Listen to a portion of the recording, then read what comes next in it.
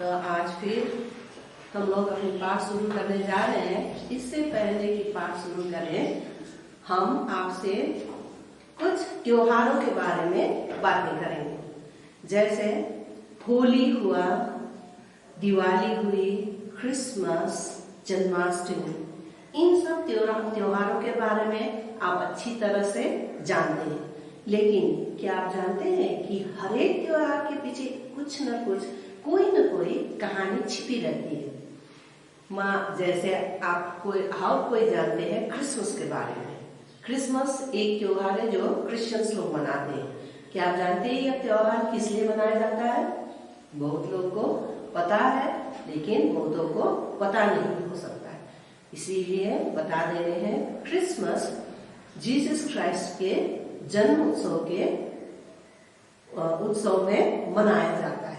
उसी तरह जन्माष्टमी आप लोगों में से बहुत सारे ऐसे होंगे जो जन्माष्टमी त्योहार मनाते हैं, मंदिर जाते हैं। क्या आपको पता है वो क्यों मनाया जाता है? उसके पीछे की कहानी क्या है? हाँ, उसमें भी यही है कि उस दिन भगवान श्री कृष्ण जी का क्या हुआ था? जन्म हुआ था। उसी तरह से हर एक त्योहार के पीछे कुछ न कुछ कहानी छिपी रहती है। और आप जानते हैं कि हमारे भारतवर्ष में कई ऐसे त्योहार हैं। कई त्योहार अलग अलग स्टेट्स में मनाए जाते हैं। कुछ त्योहार ऑल ओवर इंडिया मनाते हैं, कुछ त्योहार कुछ एक स्टेट में ही मनाते हैं, स्पेशली केवल एक ही स्टेट में मनाते हैं। ऐसे कई सारे त्योहार हैं। उसमें से एक त्योहार आज जो हम लोग पढ़ने जा रहे हैं वो है आपका ओणम। ये ओणम त्योहार क्या है, कहाँ मनाया जा रहा है, कैसे मनाते हैं, किस लिए मनाते हैं, ये हम आपके किताब से पढ़ेंगे। आप लोग ले सकते हैं page number 41 and lesson number 6। कौन सा पेज? Page 41, lesson number 6। और लेसन का नाम है ओणम। भारत के लोग उत्सव प्रिय होते हैं। हमारे भारतवर्ष में साल भर त्योहारों की धूम मची रहती है। यह त्योहार हमारे जीवन में खुशियों के साथ नए रंग भर देते हैं। As you all know, all over India हम लोग तरह तरह के त्योहार मनाते हैं। कहीं ईस्ट में कुछ और मनाया जाता है तो वेस्ट में कुछ और, नॉर्थ में कुछ और तो साउथ में कुछ और। लेकिन हर महीने लगभग हम देखते हैं कि हमारे भारतवर्ष में त्योहार मनाया जाता है। और यह त्योहार हमें उत्साह, एक्साइटमेंट, बच्चों के लिए तो और भी ज्यादा एक्साइटमेंट होता है, क्योंकि त्योहार मतलब नए कपड़े, नए पकवान, बहुत सी चीजें, नई decorations, so many things are there that we enjoy during the festival there. Okay, Bharat के दक्षिण में सुंदर केरल प्रदेश स्थित है। दक्षिण में साउथ में कौन सा देश है, कौन सा राज्य है? केरल। यहाँ के लोग सादा जीवन बिताते हैं। इनकी मातृभाषा मलयालम है तथा इनका प्रमुख त्योहार है ओणम। सो द केरलवासी पीपल, देयर मेन लैंग्वेज कौन सा है? मलयाली। और उन लोगों का मुख्य त्योहार जो है वो है ओणम। यह अगस्त के अंतिम सप्ताह या सितंबर के शुरू में मनाया जाता है। कब मनाते हैं? अगस्त महीना के एंड ऑफ अगस्त और द बिगिनिंग ऑफ सितंबर महीने में। इस त्योहार के साथ महाबली की पौराणिक कथा जुड़ी है। So as I already told कि हर एक त्योहार के साथ कुछ न कुछ कहानी जुड़ी रहती है। इसके साथ भी एक पुरानी कथा जुड़ी हुई है। महाबली केरल प्रदेश के राजा थे। वे बहुत दयालु तथा दानी थे। सो यह कहानी किसके बारे में है? महाबली के बारे में है। वो कैसे राजा थे? बहुत ही दयालु, बहुत ही काइंड और दानी थे। वो उनके पास जो कोई भी कुछ भी मांगने आते थे तो वो उनको खाली हाथ कभी नहीं लौटाते थे, कुछ न कुछ जरूर देते थे। उनके राज्य की प्रजा बहुत खुश थी, क्योंकि राजा जो अच्छा होगा तो ऑब्वियसली प्रजा खुशी ही रहेंगे, क्योंकि राजा बहुत अपने प्रजा का केयर करते थे, अपनी प्रजा के हित में काम करते थे, एकदम न्यायी थे, दानी थे, दयालु थे, इसलिए उनके प्रजा सब कोई उन्हें बहुत प्यार करते थे। उनके राज्य की प्रजा बहुत खुश थी, चारों ओर खुशहाली ही खुशहाली थी। महाबली का राजा बढ़ता देखकर देवराज इंद्र को अपने सिंहासन की चिंता हुई। अब जैसे महाबली क्या थे, बहुत ही अच्छे राजा थे, दानी दयालु राजा थे, तो उनका साम्राज्य भी क्या होते गया, बढ़ता गया, इतना ज्यादा फैल गया कि अब देवलोक में इंद्र भगवान को अब चिंता सताने लगे कि कहीं ये महाबली अब इंद्रलोक को भी अपना न बना दे। चिंतित देवराज इंद्र भगवान विष्णु के पास गए और अपनी चिंता का कारण बताकर उनसे सहायता मांगी। तब भगवान इंद्र को जब बहुत ही चिंता सताने लगी तो वो किसके पास गए, भगवान विष्णु के पास गए और वहां जाके उन्होंने अपनी चिंता का कारण बताया। भगवान विष्णु इंद्र की सहायता करने के लिए तैयार हो गए। तो अंत में जब भगवान विष्णु ने सारी कथा सुन ली तो उन्होंने भी उसको हेल्प करने के लिए कहा कि okay then I will be helping. Vishnu ji ने वामन ब्राह्मण का रूप धारण करके महाबली के दरबार में चल रहे यज्ञ को पूरा करवाया तथा महाबली के 3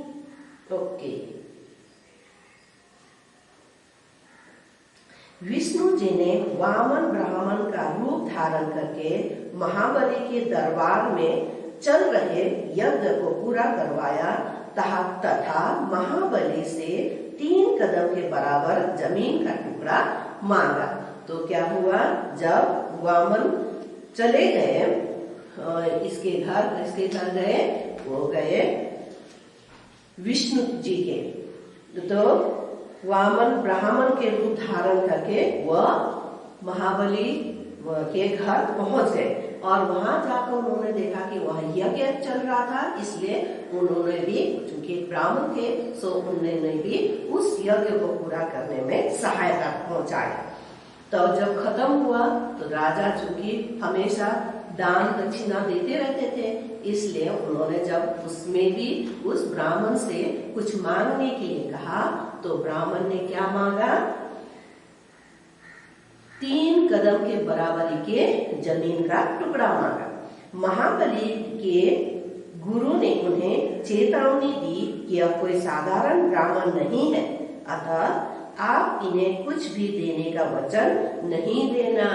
उनका जो गुरु था उन्होंने चेतावनी भी दी थी कि लगता है ये कोई साधारण ब्राह्मण नहीं है, इसलिए आप कुछ भी बोले या कुछ भी देने की सोचे, इससे पहले आप एक बार जरूर सोच लीजिए कि वो क्या मांगने वाले हैं और आपको क्या करना चाहिए। परंतु महाबली नहीं माने और वामन ब्राह्मण से मुस्कुराकर बोले, आप अपनी इच्छा के अनुसार 3 कदम जमीन ले सकते हो। और जैसे कि वो राजा थे ही वैसे दानी, तो उन्होंने उनकी एक नहीं सुनी और मुस्कुराते हुए कहा कि okay, you want 3 steps of land, आपको 3 कदम जमीन मिल जाएगी, ले सकते हैं आप। यह सुनकर वामन वेशधारी भगवान विष्णु ने बहुत बड़ा रूप धारण कर लिया तथा एक कदम में पृथ्वी और दूसरे कदम में स्वर्ग को ढक दिया। तो जैसे ही उसने कहा था कि मैं तुम्हें जो चाहता है मैं तुम्हें दूंगा, तो क्या हुआ, तो वो तो कोई साधारण वामन नहीं था, वो तो विष्णु जी का रूप था। तो जैसे ही कदम लेने की बात आई, उन्होंने अपना असली रूप धारण कर लिया और वही नहीं, उन्होंने एक बड़ा सा विशाल सा रूप धारण कर लिया। He became so giant that one step he took, तो कहा गया स्वर्गलोक, स्वर्गलोक पूरा एक ही कदम में ढक दिए। और जैसे ही दूसरा कदम लिया तो दूसरे कदम में कहा गया पृथ्वी लोक पूरा ढक लिया। अब तो 2 ही कदम हुआ, एक कदम में पृथ्वी लोक, दूसरे कदम में स्वर्ग लोक। विष्णु जी बोले, मैं तीसरा कदम कहाँ पर रखूं? अब तीसरे कदम रखने की तो जगह ही नहीं थी। एक तो स्वर्ग था और दूसरा पृथ्वी, तो ये तो दोनों ही हो चुके थे। तब जैसे ही विष्णु जी ने पूछा कि अब मैं तीसरा कदम कहाँ रखूं, महाबली बोले, तीसरा कदम आप मेरे सिर पर रख लीजिए। तो वो दानी थे ही, बिना सोचे समझे उन्होंने भी कह दिया, अब कोई जगह ही नहीं है तो तीसरा कदम कहाँ रखें? आप मेरे सिर पर रख सकते हैं। विष्णु जी ने जैसे ही अपना सिर पैर महाबली के सिर पर रखा, वे पाताल लोक में जा पहुंचे। जैसे ही विष्णु भगवान ने महाबली के सिर पर पैर रखा तो क्या हुआ? सिर दब गया और दबते दबते वो पाताल लोक में अंदर चला गया। विष्णु जी ने उन्हें पाताल का राज्य दे दिया और बोले, मैं तुम्हारी भक्ति से खुश हुआ। तो विष्णु जी ने बोले कि मैं तुम्हारी जो भक्ति है, श्रद्धा है, उससे मैं बहुत खुश हूँ, इसलिए आज से तुम इस पाताल लोक में रहना, ये तुम्हारा राज्य है। अतः कोई एक वरदान मांग सकते हो। बोले कि तुम इतने दानी हो, तुम्हें मैंने जो कहा तुमने मुझे वो दिया, इसलिए इस खुशी में मैं भी तुम्हें एक वरदान देना चाहता हूँ, तुम कोई भी वरदान मांग सकते हो। महाबली ने विष्णु जी से कहा, आप मुझे हर साल अपनी प्रजा से मिलने की आज्ञा दे दीजिए। तब महाबली ने क्या कहा कि आपके पाताल लोक में तो रहूंगा, लेकिन भगवान मुझे साल में एक बार अपनी प्रजा से मिलने का मौका दीजिए, क्योंकि वो अपनी प्रजा से बहुत प्यार करते थे और उन्हें ये भी मालूम था कि उनकी प्रजा भी अपने राजा को उतना ही प्यार करते थे। विष्णु जी ने अपना प्रार्थना स्वीकार कर ली। तब विष्णु जी ने कहा कि ओके, तुम्हारी जो प्रार्थना है वो स्वीकार करता हूँ और तुम्हें साल में एक बार अपनी प्रजा से मिलने का मौका देता हूँ। केरल वासियों को विश्वास है कि हर साल महाबली केरल राज्य में अपनी प्रजा से मिलने आते हैं। यही विश्वास था केरल वासियों की कि महाबली साल में एक बार अपनी प्रजा से मिलने के लिए आते हैं। अतः केरल के लोग महाबली के आने की खुशी तथा उनके स्वागत के रूप में ओणम का त्योहार धूमधाम से मनाते हैं। So this is the reason why we celebrate Onam, क्योंकि उस दिन वे समझते थे कि उनका राजा जो है महाबली उनसे मिलने आएंगे, और चूंकि उनसे मिलने आएंगे इसलिए उनके स्वागत के लिए टू वेलकम देयर किंग वे लोग यह त्योहार धूमधाम से मनाते हैं। 10 दिनों तक ओणम का त्योहार उल्लास तथा आनंद से मनाया जाता है। जैसे दशहरा भी 10 दिनों तक मनाया जाता है, उसी तरह यह ओणम भी 10 दिनों तक मनाया जाता है। इन दिनों सवेरे से ही लोग नहा धोकर रंगोली बनाते हैं, फूल से पूरे घर को सजाते हैं तथा महाबली की मूर्ति को सजाकर उनकी पूजा करते हैं। यह 10 दिनों में रोज वो लोग क्या करते हैं, ओणम घर का उससे पहले घर साफ सुफ करते हैं, और इन 10 दिनों में वो लोग रोज बाहर रंगोली बनाते हैं और महाबली की मूर्ति को सजाकर उनकी पूजा करते हैं और अपने घर को पूरे फूलों से सजाते हैं। जैसे हम लोग यहाँ पर सिक्किम में, कालिम्पोंग, दार्जिलिंग साइड में जितने भी नेपाली लोग हैं, आप लोग जानते हैं कि दिवाली के समय में हम लोग दरवाजे पे पूरा फूलों की माला लगाकर सजाते हैं, ठीक। उसी तरह से ओणम में भी केरल वासी लोग भी अपने घर का मुख्य द्वार को वो लोग पूरे फूलों की माला बनाकर सजाते हैं। ओणम का 10वां दिन विशेष होता है और जो 10th डे होता है, लास्ट डे होता है, वो बड़ा ही इम्पोर्टेंट होता है। इसे तिरुओणम कहते हैं। On the last day of the Onam is known as तिरुओणम।